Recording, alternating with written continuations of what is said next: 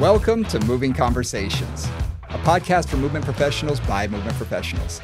If you coach, train, or teach movement, Pilates, or fitness, then this podcast is for you. With more than 60 years of experience in fitness and Pilates, your hosts Brian Ritchie and Nora St. John explore the science of human movement, diving deep into the facts, myths, and common misconceptions, hoping to spark thought and conversation about how we view fitness and movement. Now, let's jump into Moving Conversations. And welcome back to Moving Conversations. I'm Brian Ritchie. Well, joining me as always is Nora St. John. How you doing today, Nora? Delightful, Brian. Absolutely delightful. It's a little rainy over here, but you know, that's a good thing for winter in California. Yeah. I hear you guys are getting, what are they calling it? The Pineapple Express? Yeah. Or something like that. I heard that this morning. A client told me, the Pineapple Express is coming into California. I said, excuse me? Excuse me, basically means it's a warm storm, and the problem that we have with that is that it melts the snow. So the snow level rises way up in the mountains, and basically it comes down as water. And the problem with water is water doesn't store; it just like flows right through to the ocean eventually. Mm-hmm. And we'd rather have snow up there to store the water essentially until it melts in the spring. Well, but it's not been too bad. It's just it's wet. It's fine. It's easy. It's wet. It's fine. Good. Well, for those listening at home, this is our first week that we're trying out a new platform. So we are going to be available for both audio and video.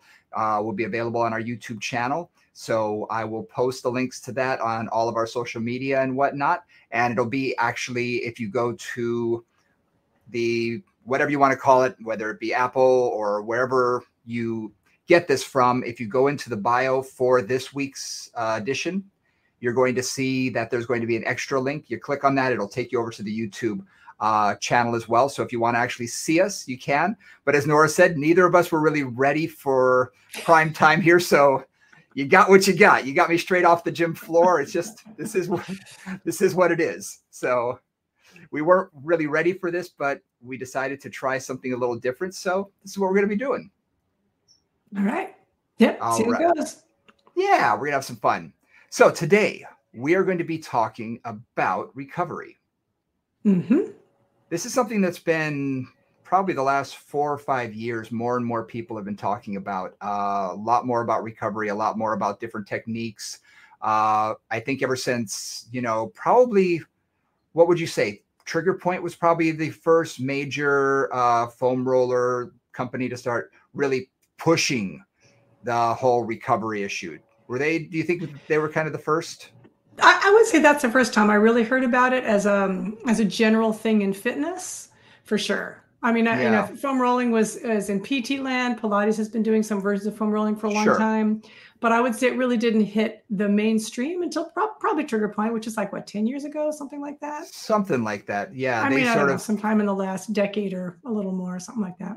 Yeah, and you're right. We've been using it in my facility for, as long as I've been in practice. We've been using it so in medical exercise as well as physical therapy and everything else because it works. But they were the first to really bring it to the fitness world as a tool for recovery. And within a few years, I started seeing it, before basketball games, you'd see, the athletes, rolling their quads, rolling their hamstrings and things like that. So I always thought, that was interesting how quickly people took to it.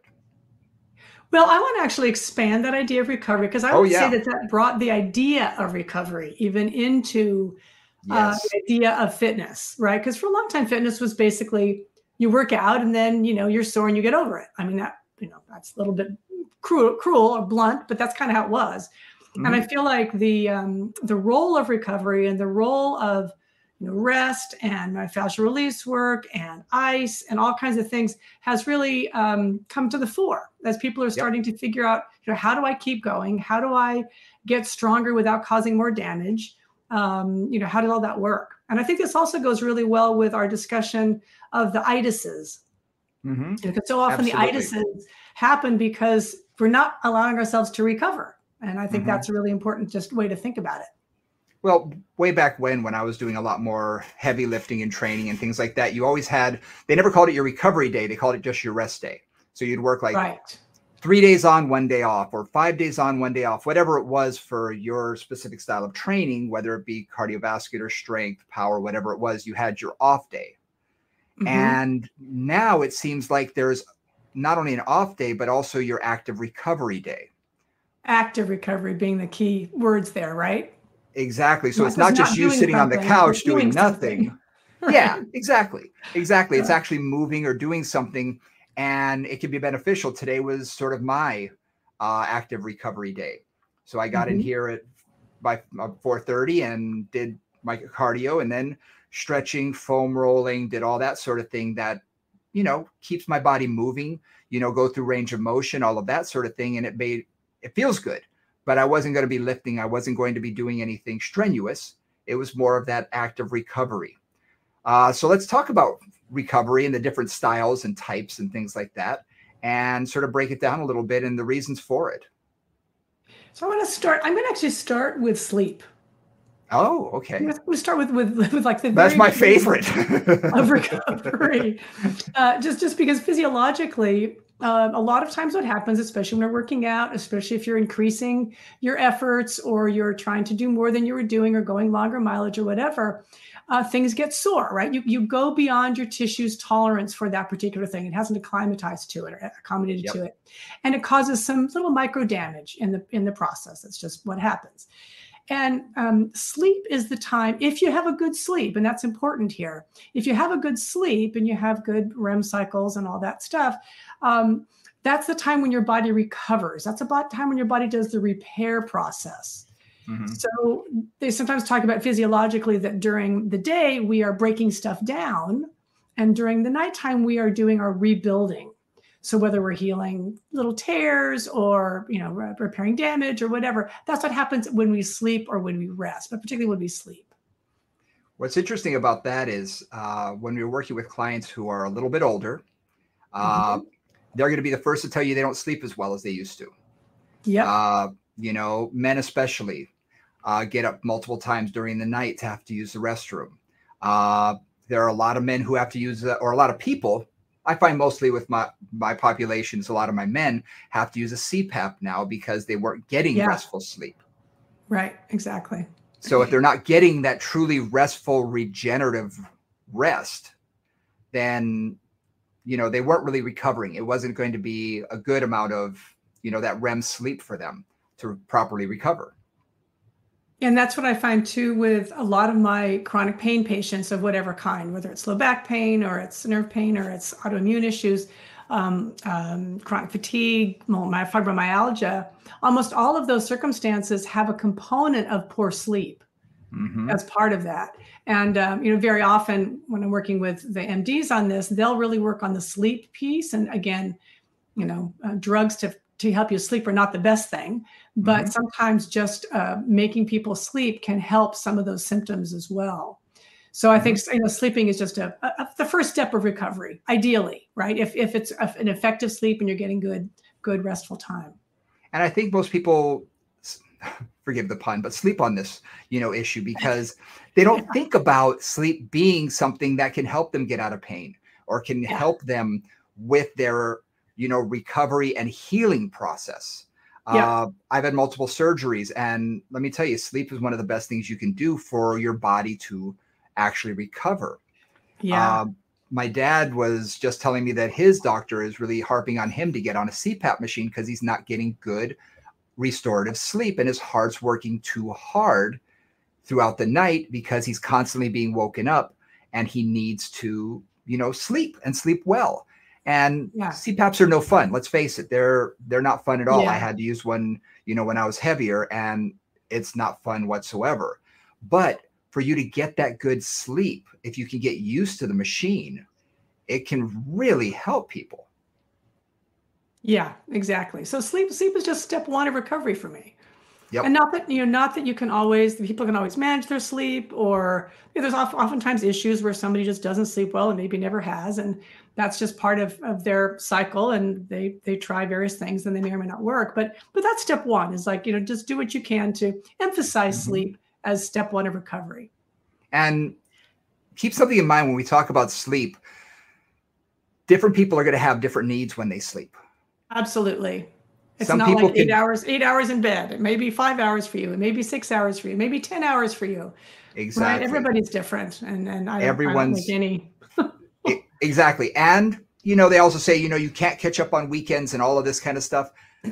I'm hoping that's not true, because I'm someone who doesn't get enough sleep, because I'm up by 4 a.m. every morning, you know, during the week. I'm here in the office by 4:30, 4:45, so I can do my workout, get my day started, and my first client's coming in 6:30 in the morning. So, you know, that's the lifestyle that we choose with who we work with.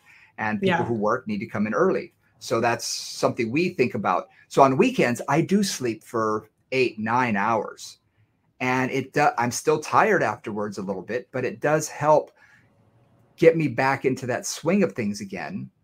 And so I do tell people, when you can, get the sleep you can, you know, because it will help. It can help. You know, even if you can't tonight, see if you can tomorrow. A client of mine just came back from Miami, where he's from, and he was exhausted. He was there for work, but it's also his hometown. So he's showing people around, and he's probably doing a little too much partying and, you know, a little more of that than he was used to. So he didn't sleep very much. So he's exhausted, but he said he slept 7 hours last night. He said, oh my gosh, I feel so rejuvenated. He said, I'm still tired, but at least I feel rejuvenated. And I will get back on the fact that some people don't need as much, and some people will need more. So if you can find what works for you and that makes you feel best, hone in on that and make that sort of your goal. Yep, absolutely. Absolutely. So that's one thing, right? Another kind of active recovery is movement-based recovery.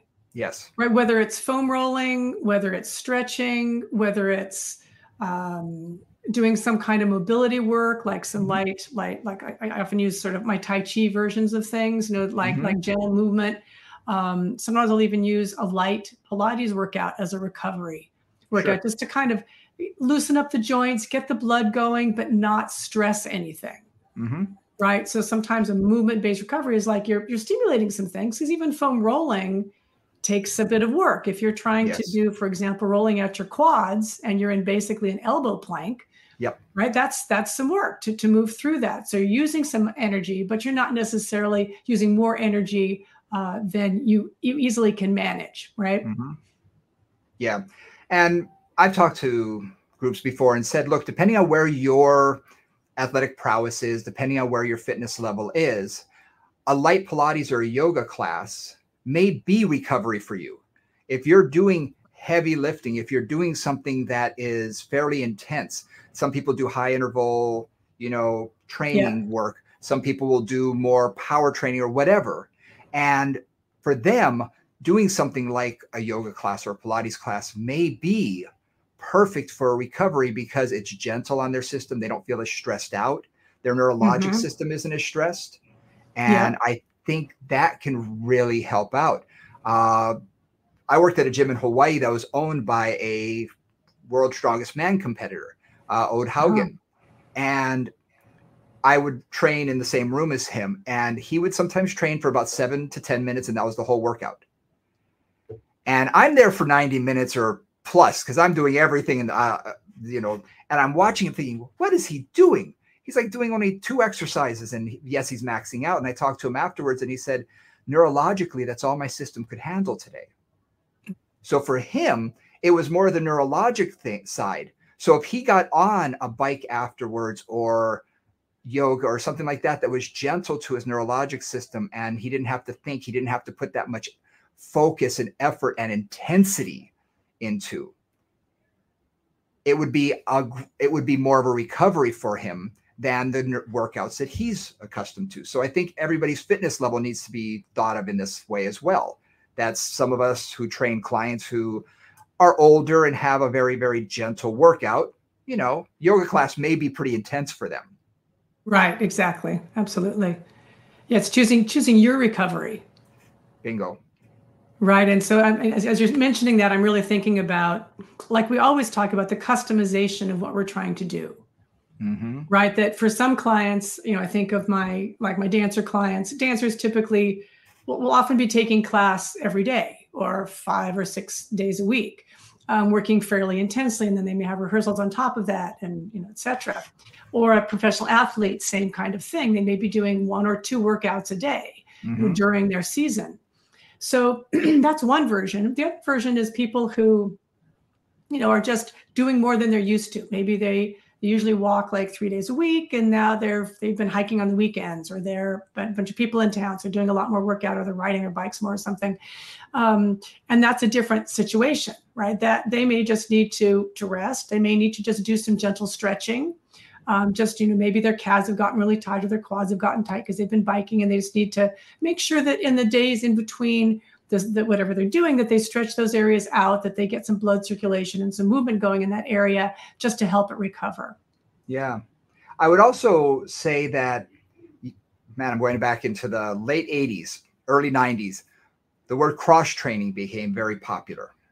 And if you think about it, for someone who is, or I'm thinking a lot of the teens that train around here, Washington, D.C. area, they do travel. They're like one sport wonders. And that's all they focus on, lacrosse or soccer or baseball or hockey, whatever it is. But that's year round. That's their focus. And they do camps for this and all of this kind of stuff. So for them, a recovery might be some kind of cross training that's lighter. It's not on the same intensity level, but just something that's different. That's not going to be the same stress. I'm thinking of like a hockey player who's on the ice, and that's a lot of lateral work, a lot of gluteus medius, a lot of, twisting, turning, all of that. That's something that's a little more gentle on the system, but it's still a workout, may be a good amount of recovery for that person, especially for a younger person who tends to recover faster anyway. Like it may be 20 minutes on the stationary bike. It may be something as easy as that. Repetitive sagittal motion that isn't going to stress the hips in the same way. It'll get some circulation going, get some blood flow and get the heart rate up, but not necessarily stress the joints or stress the tissues particularly. Yeah, exactly. And for our clients who are demon tennis players and might want to go and do, these camps and things like that, and now they're practicing hours and hours a day, doing something light, like you said, stationary bike, walking on the treadmill, going out walking with a friend. But something that also take a look at what they're straining and stressing during their workout. So for someone doing tennis, what are they going to be? Their forearms. That's the stuff that's going to really be taking a beating in shoulders. So resting that, but still moving the other areas can be very beneficial. So this is like this simple version of recovery. This is just like, what does my body feel like it needs? Because again, recovery is not generally doing nothing. It can be, right? Sleep, it can be, or it can be really genuinely resting and not doing something. But oftentimes, and I think that's where active recovery, that the idea of putting recovery into your workout process, as opposed to it being the thing that you don't do, right? Well, I'm not working out, so then I'm recovering. That's not really what we're looking at here. What we're trying to have you think about is, if I'm doing this much stuff, what do I need to do to keep my body in shape to keep going in that direction? So it may be rest. It may be rest from the stressful activity they're doing. Like in your case in tennis, maybe you're not going to do any upper body work that day, or maybe you're just going to do some light stretching. Stretch out the quads, or stretch out the shoulders, stretch out the wrist, to give yourself some mobility work. So it might be something really simple like that.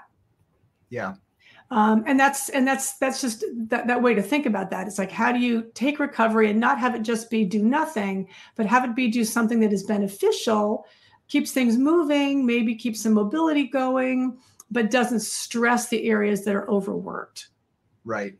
And I think we've talked about this a couple times already, but let's focus a little bit more on it, is mobility work. Because I find that in and of itself can be very, very good. And we did an episode weeks and weeks and weeks ago on the difference between flexibility and mobility.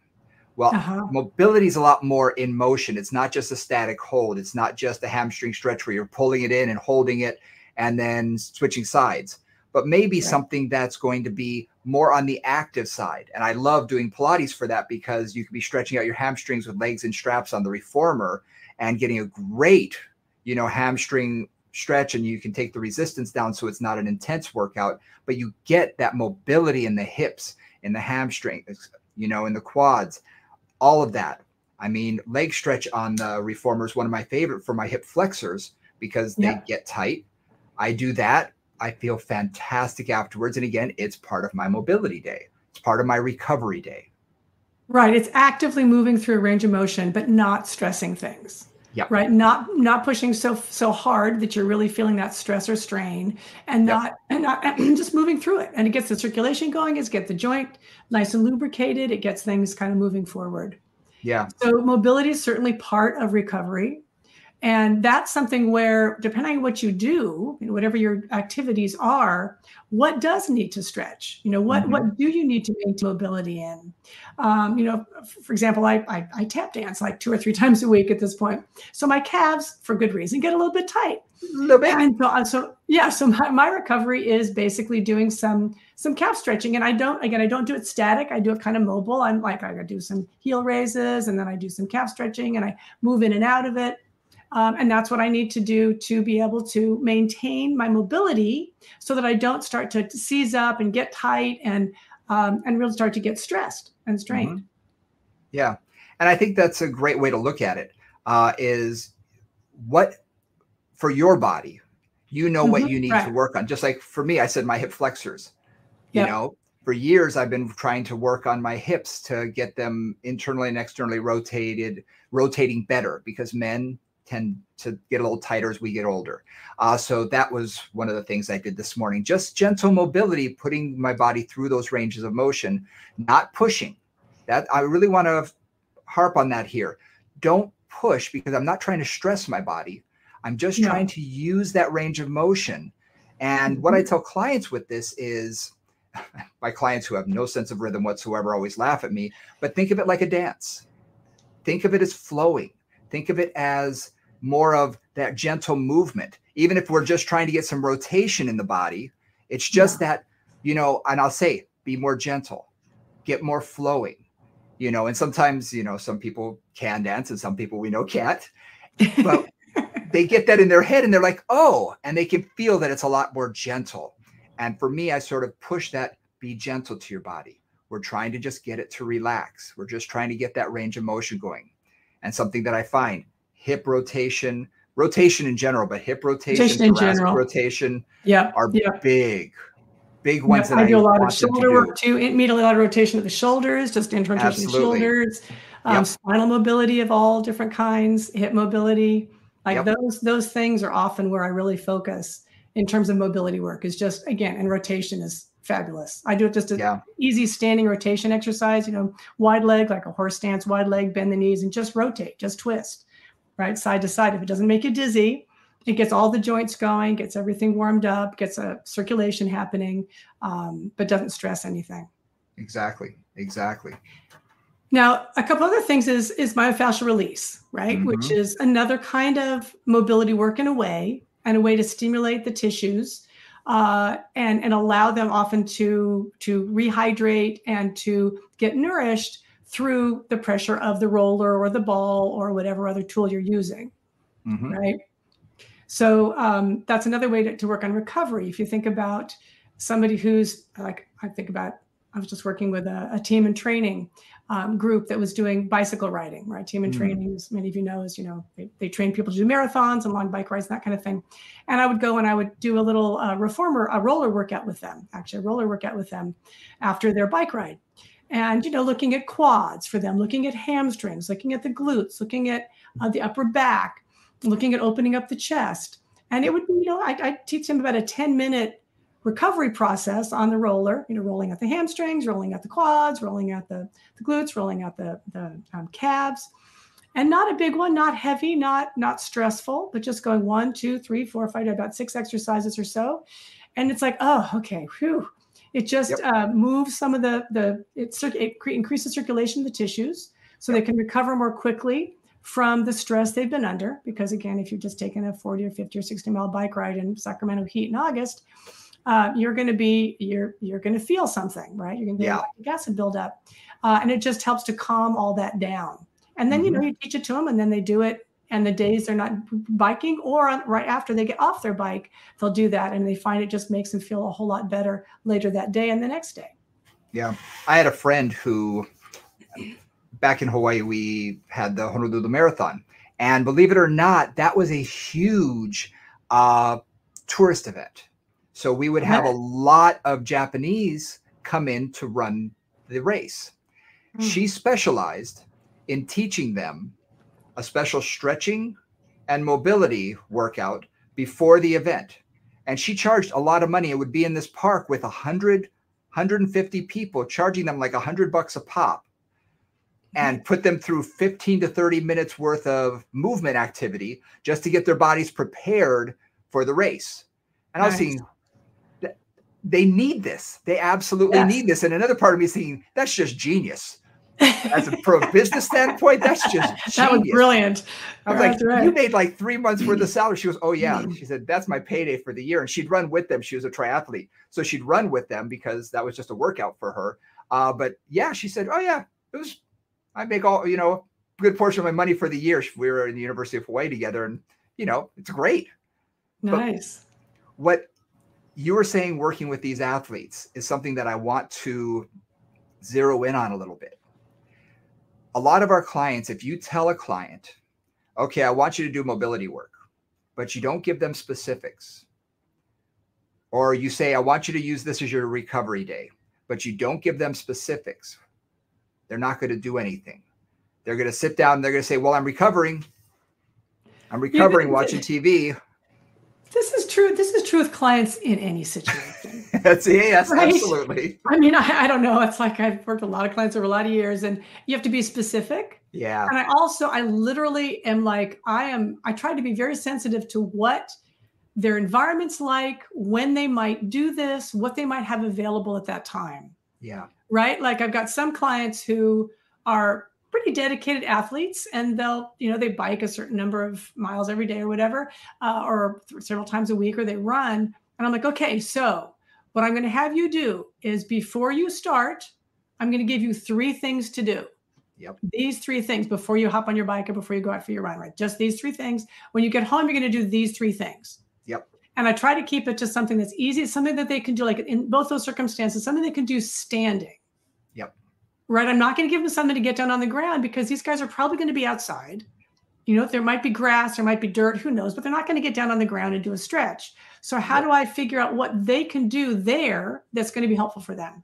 Some standing mobility work. Put your foot up on a curb and do a nice little hamstring stretch, or bring your leg back and stretch out your calves, or whatever it is. But trying to be sensitive to what their circumstances are. Some of my other clients, thinking about my dancers and things, it's like, okay, get down on the floor, get your foam roller out, do this and this and this. And being sensitive to what is going to work for that client. Yes. And I do aim for no more than 10 minutes, because it's really hard to make an excuse for not doing something for 10 minutes. Compliance is always an issue with any client. Always. Yeah. Always an issue. And consistency. Mm-hmm. My golfers, my golfers and my tennis players, they're the ones that I focus on the most, because they're the ones that need to do something before they go out. Just imagine how hard and how fast you're swinging a golf club. It's a ballistic movement. Yeah. And you're really asking yourself to load up a lot of tension, and a lot of power, give it everything you got. And then your body basically has to catch it on the other side. So you're bringing yourself out in one direction over and over and over again. So for them, I always say, okay, here's the 3 things I want you to do before you ever, pick up a club, and I teach them, we get through some thoracic rotation, some hip movement, some hip mobility. If they need hamstrings, if they need low back, whatever their specifics are. But again, I limit it to about 3 things. I use my best bang for your buck sort of thought. Okay, what 3 things can they do? And for some of them, I mean, you and I, my 7-way hip, a lot of clients who need that. I say, before you leave the house, I want you doing that. Spend 5 minutes, do those 7 on each side, even if it's only 5 repetitions, but warm the area up. Then here, right when you park your car, or your SUV, you do these things before you get out on the course, before you go and swing a club. And almost all of them say they feel better, they're hitting it better, they're more consistent. And if you can get a golfer to have a better golf game, they'll do it every time. And that's how I get them to be compliant and consistent. And you know what? They do. you know? Well, exactly. And that's the motivation, right? You're creating the motivation, Yes. and you're proving that it works, right? They Yep. feel that it works. And if it works, they're happy to do it. Particularly golf. I mean, you think about golf and tennis. These are generally activities that are done by people who, like, they certainly be older, younger people doing it, but a lot of times it's not younger people doing it, right? Yep. It's like my 40, 50, 60, 70, 80, 90-year-olds who are oftentimes engaged in those activities. And, recovery, I think part of why recovery has become a thing is because recovery also, as you get older, recovery is more necessary. Yes. Right? I mean, it just is. I know. I was teaching at a university out here to a group of dancers. I was teaching a dance kinesiology class, essentially. And it was hilarious because I think the oldest person in the class was 26. And we were talking about recovery, talking exactly about that. And the 26-year-old said, "Yeah, you guys, you can't believe how long it takes me to recover now," because everybody else was like 20, 19, 20, 21. So I used to get over something in like a day. Now it takes me 3 days. Yeah. At this point, I'm in my mid 40s. I'm like, yeah, just wait. just wait. That doesn't necessarily get better. Yes, we can do our best to maintain our bodies, but that just takes longer. So absolutely, so with older folks, you gotta take that into account. And that's also really where active recovery is much more important as people get a little bit older and really need that time. Their tissues do not heal as quick. They don't recover as fast, and they need to give themselves time to do that. Yeah, absolutely. And you may even want to put this into part of their workout. Exactly. Yeah. Because start it or end it or put it in the middle, or just have them review it regularly too. Get very familiar with it, so it's almost automatic. Exactly. And when it becomes automatic, then there's no excuse. Yeah, exactly. Then there's really no excuse. So absolutely. I like that. But giving them very specific workout is the thing that I'm going to recommend to everybody for their recovery days. And it can be, like you said, 10 minutes. It doesn't have to be long. You're going to foam roll. You're going to do this. I've often had clients say, the workout you gave me is about 45 minutes long. And I'm like, really? And I'll say, I can do it in 7 because I do it. So what are you doing? So I say, so walk me through this. And then they'll show me on the foam roller, because I said, okay, you're doing your foam roller for your IT band and your glute or your quad, whatever it is. And I say, okay, it should be about 3 minutes on each side, each leg. Why is it taking you 20 minutes? Oh, well, I'm watching TV. I said, okay, so don't blame me if you're getting distracted. Right. So I have to sometimes hone it in so that they realize that it's not that much, that it's, I usually, if I'm going to give them any exercises for home, if it's foam roller work or something, I pick 2 to 3 areas, and I have them do, 2 or 3 spots in each of those just so that they can get that recovery. If it's the IT band, I say pick 3 spots. You don't have to work the whole thing because, that may take too long. If it's calves, I want you to work at the junction point between the Achilles tendon and the muscle. I want you to do straight. I want you to do side. I want you to do medial and lateral and hit those. If you give them specifics and give them no more than 2 or 3, spots on each muscle or each fascial group, whatever you want to call it, then there's no excuse. And they also have that guide, that roadmap that they feel. Yes. I mean, we talked last week where we said, some people need it for even just rolling the bottom of their feet. If you have a roadmap, it actually does help. It gives them that specific, I'm doing this, and then they feel successful. And they know they're doing the right thing. Clients so often are like, well, they don't want to do something because they're afraid they're going to do it wrong. I mean, that's not an uncommon thing. And so it's like, no, this is exactly what you're supposed to do. This is a good thing to do. This will help you. And you're doing it right. Like that, all of that is just really important. Really. Yeah. So in terms of foam rolling, a couple of thoughts for foam rolling, because we mentioned it a bit at different times and different things. It is a key part of active recovery. It is one of the key elements of active recovery, or one of the things to use. So that means, you have to be somewhere where you can roll. So typically this is done at home on a floor of some kind, as opposed to out in nature, although I have seen it done on lawns and various things. Several things about that. One is, remember, we're hydrating and dehydrating the tissues, right? So you're basically pushing water out, like you're squeezing out a sponge, and ideally better, fresher, better nourished fluid comes in when it rehydrates. It does take again, according to some of the research, there's a lot of debate on this, 24 to 36 hours for it to fully rehydrate after a rolling session. Oh, okay. So I thought that was really interesting. That's longer than most people would think. That's a lot longer than I thought when I read that. And again, it's only one study and whatever, but it was like, So there seems to be this thing like, and maybe that's an every other day kind of thing that you don't necessarily want to overdo. Because again, there's always overdoing too. Some of our clients are type A's. I'm looking at, you're in Washington, D.C. I'm out in California. And a lot of our clients are like, well, if a little is good, then more is better. And it's not always true, especially with rolling. I often say with rolling, like, when you first start to roll, you'll feel that kind of grittiness, like it's kind of painful prickliness oftentimes, or whatever, just an uncomfortable feeling, gristly. Yeah. And I often say, as soon as that smooths out, you can stop. Like you don't need to keep going. Once you've gotten through that kind of gritty feeling and things are kind of smooth and feeling like comfortable, stop, move on to the next one. So, and I also think for you, like give them a time frame. For a lot of my type A's, I have to give them a time frame. I'm like, put your phone on, give yourself 3 minutes on those hamstrings, or 5 minutes, or whatever it is. Don't go beyond that.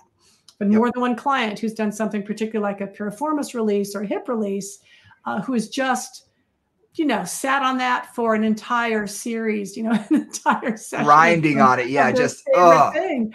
Right. And then they wonder why the next day they have sciatica. It's like, okay, this is why.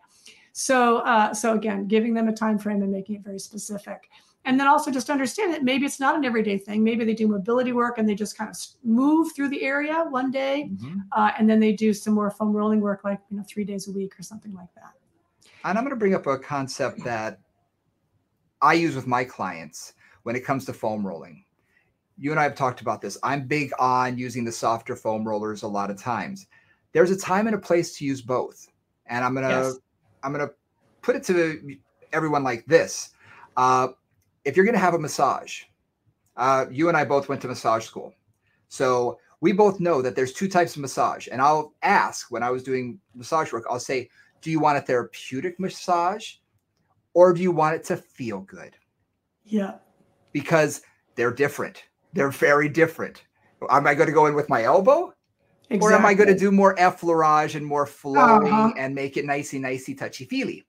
Yeah. And think of that the same way with your foam rolling. If all you do is the hard foam rolling all the time and just beat on the muscle, it's not going to recover as well as if you might have a session where you're going to go a little deeper. There's spots in my, IT band and my quadricep that I know I need to get at, or else, the lateral tracking issue can become an issue. Or if in my calf or whatnot, that I'm going to want to dive in a little bit more. But that's not every session. The next time I may use the much softer foam roller and just sort of say hi, hey, how you doing? And do a little bit more gentleness. And you get that fluid flow going and you get a little bit more of that thinking about the sponge action rather than the grinding and digging in. Then the tissue damage, if you will, or the tissue change. Exactly. Yeah. So consider both for that client, because you said the type A person. I had a client who was using a lacrosse ball for their piriformis, and they would use it for 10 minutes, 15 minutes at a time. And then they wondered why it got so bruised that they were in so much pain. And I said, well, no kidding. Right. I said, you're basically sitting on a rock. You just cause tissue damage in an area that you're trying to recover from. Tissue damage is not going to help you here. Exactly. So in my facility, we have everything from the softest foam roll possible that literally you can squeeze like a sponge to the rock hardest ones. And depending on the day of the week, I'll use one, I'll use a different one. And with clients, it's the same thing. I'll say, you know what, you used that hard one last time. I'm going to have you use this softer one today. And a lot of times my type A's are like, but I don't feel it as much as so. Right. I don't care. Still beneficial. That's not the point today. Right. We're just we're moving. We're stimulating. We're getting some neurological stimulation in the tissues. We're getting some fluid flow, and we're just saying hello. We're not having a deep conversation.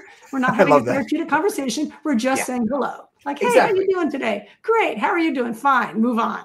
Exactly.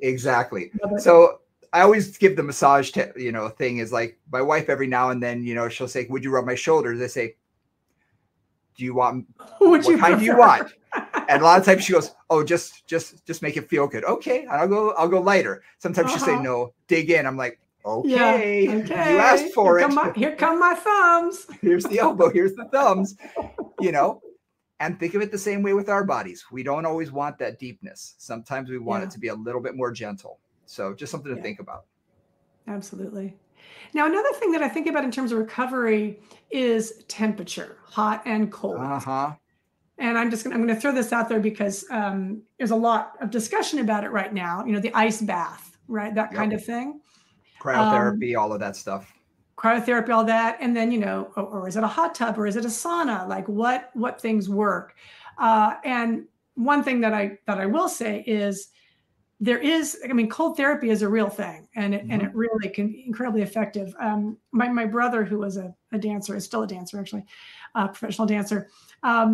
He used to live in when he was dancing, he had an apartment that had a pool, and the pool wasn't heated.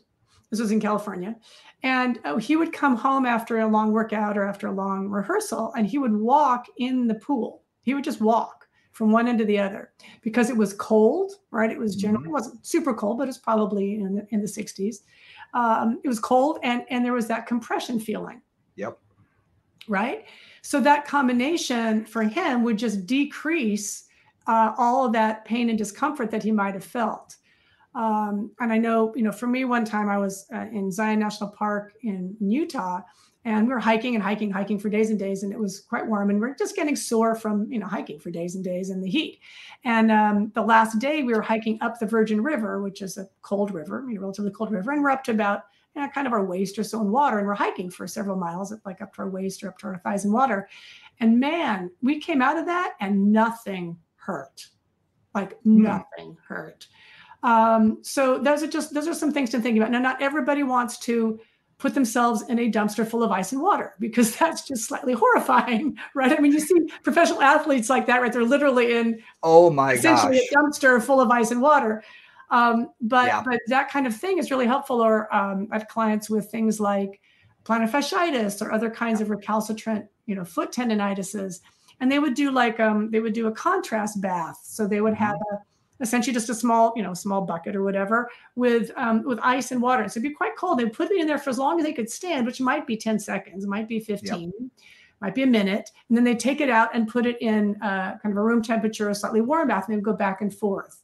Yep. So using hot and cold, that's a little more intense therapeutically, but that really, the cold and the heat really stimulate the circulation in the area. I know there's a lot of debate about cold, and we'll get into that at some point.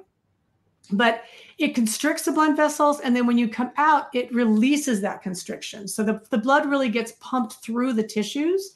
And for a lot of people, that is incredibly helpful for either preventing inflammation from something that they're doing too much of, or for recovery, if they're just having some issue going on already that they need to get better. Yeah, I remember back in the 70s, my dad would take me to the gym he worked out in, and they had an ice plunge. Yeah. And I thought that was the dumbest thing. There was no way, you couldn't pay me to get into that thing. But then you started seeing more athletes use it. And lately you see it in, like Gatorade commercials and things like that, where they'll show the athletes, doing all these things for recovery as well as drinking their drink. But they'll use those ice baths. And I'm thinking, oh, man.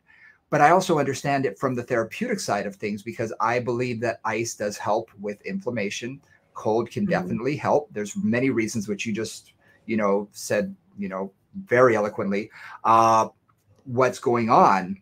And the thing that I'm going to say for ankles, and I did this myself, I was very dumb. I got a big old 5-gallon bucket, and I filled it halfway with ice, and then poured water in it, and I put my foot in it, and I lasted about 3 seconds. And I thought, how do people do this? And I realized that, okay, what works better is to put the water in, put your leg in, and then add the ice. Yes. Add it till it's cold, till it's almost not quite comfortable that you want to take it out, but you can withstand it, and then wait, and your body gets used to it. Kind of like, I don't know if you've had this, I'll put an ice pack on something, and then after 5 minutes, I'm like, is it still cold? And I'll touch it with my, oh yeah, it's still cold. But my tissues have gotten used to it. So a little like the lobster in the pot. Yes.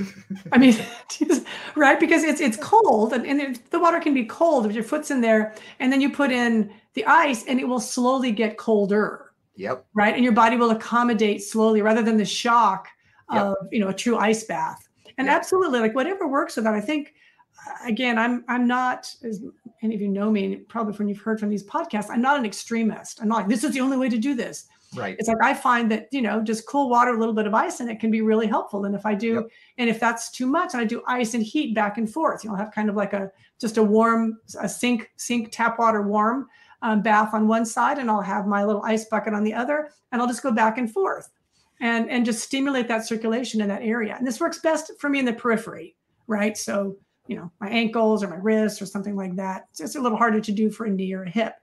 Yeah. But there, that's where you can get into something like, one of the things I want to bring up is, does a hot tub, for example, work for you or not?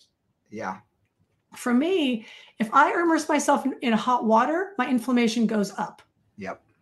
When I was a dancer, I would say, everybody say, let's go join the hot tub. And I get in the hot tub and I'd come out and it'd be like, I feel much worse.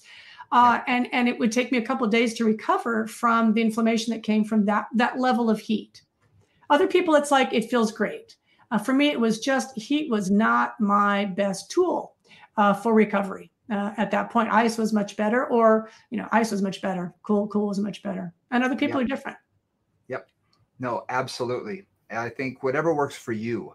The other thing I like with the ice bath, and even baths in general, is if you can stand more of a tepid water rather than cold, like you said, compression. Compression does work.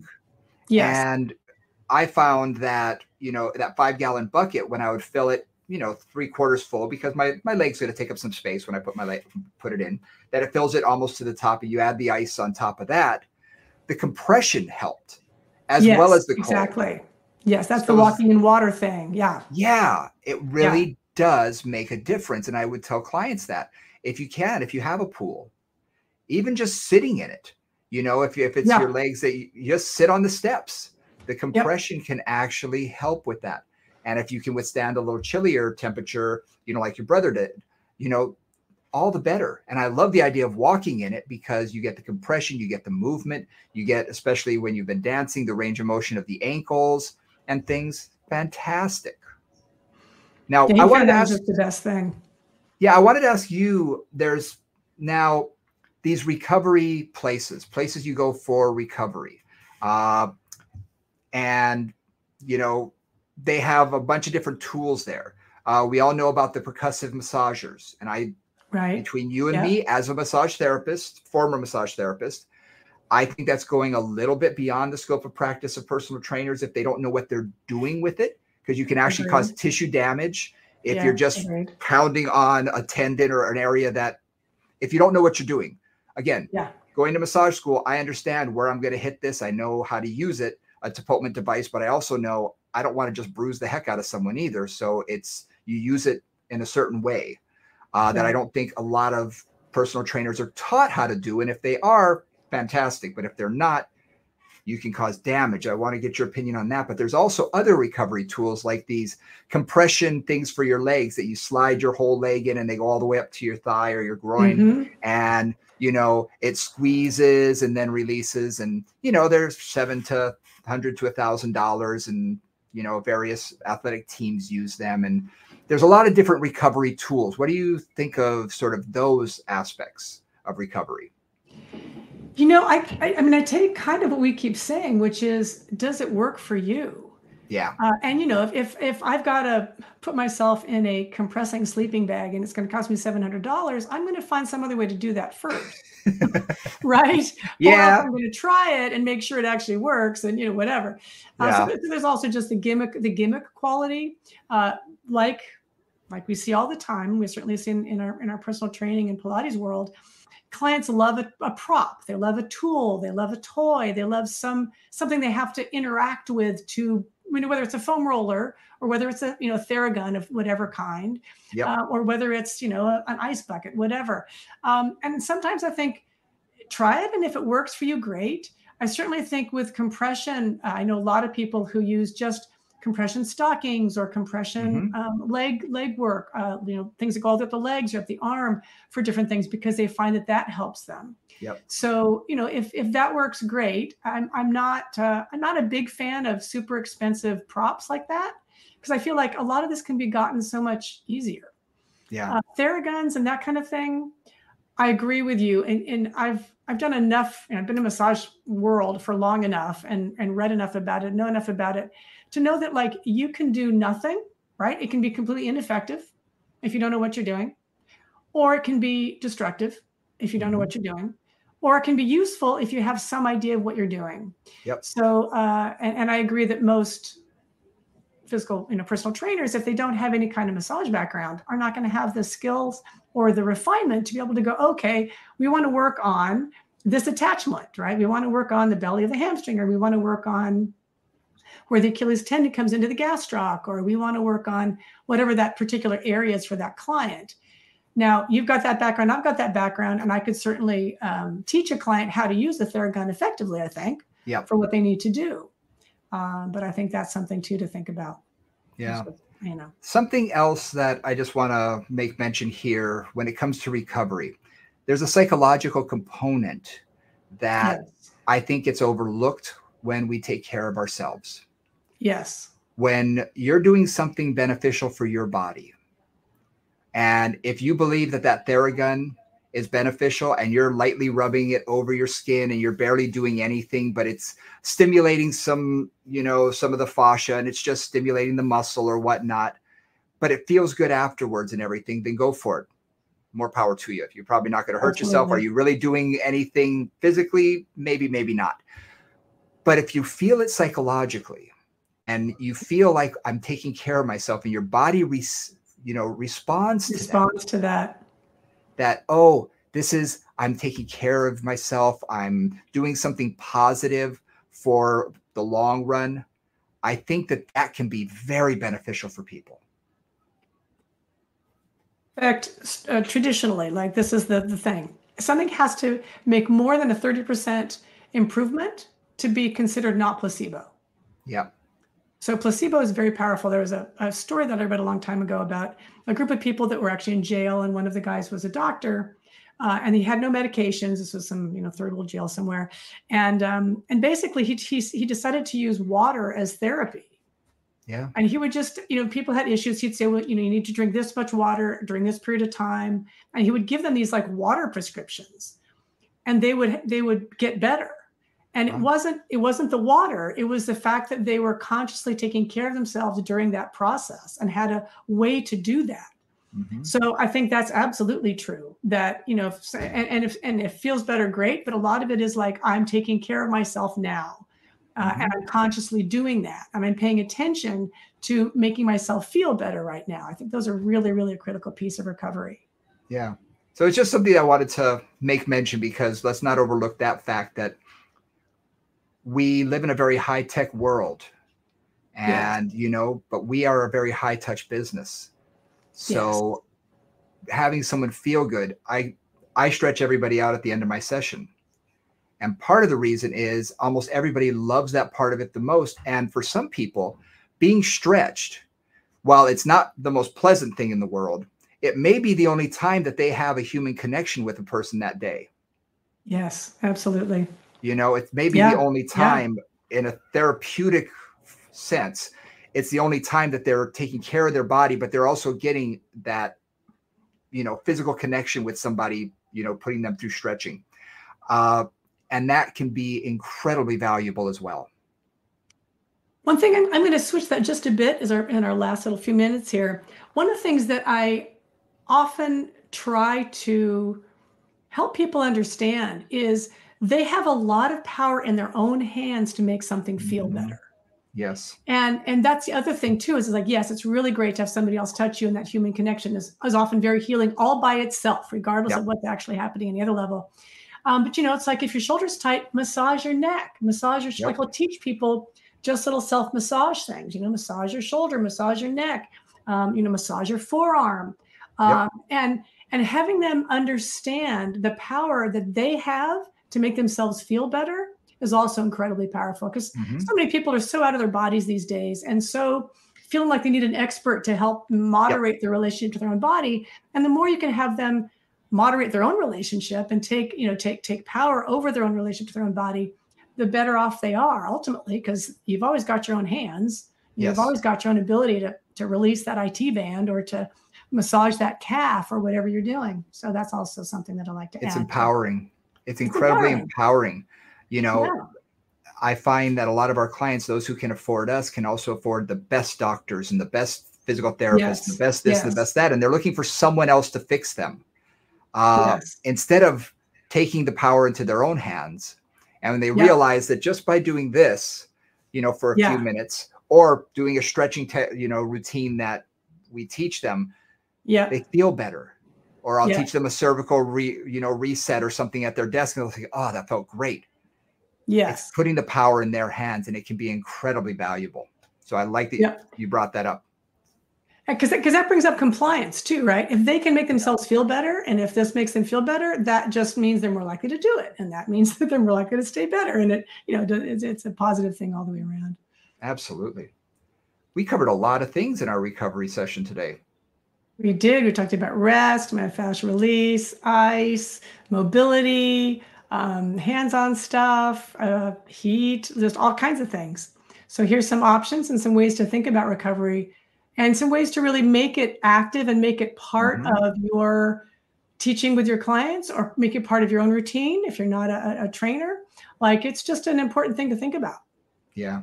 And I think as trainers, anybody who's in the movement business, we have a tendency to want to move. Yes, we do. We want to do that. We don't necessarily want to sit there with a foam roller or to do the boring stuff, because, and our clients are like this too.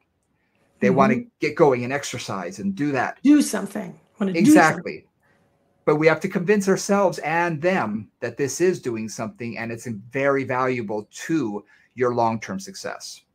Yes, exactly. And that understanding that you can't just keep pushing. I mean, I work with a lot of Olympic athletes over the years, and one of the critical things they do is overtrain.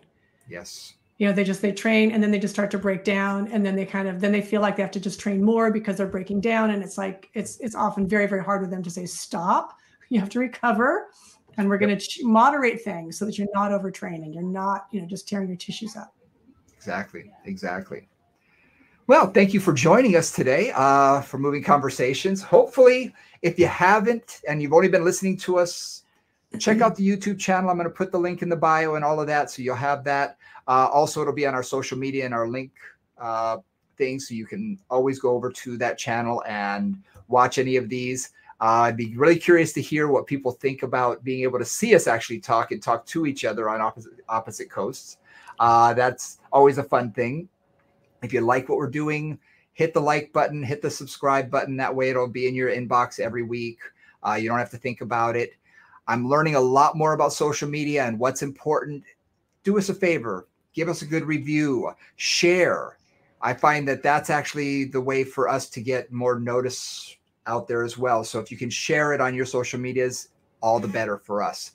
We'd really appreciate that. And you can always drop us a line at movingconvos@gmail.com. And if you have anything you want us to cover, we'd love to hear from you, or even just, you want to tell us what you think, let us know. We'd appreciate it. And until next time, just keep moving. Guys.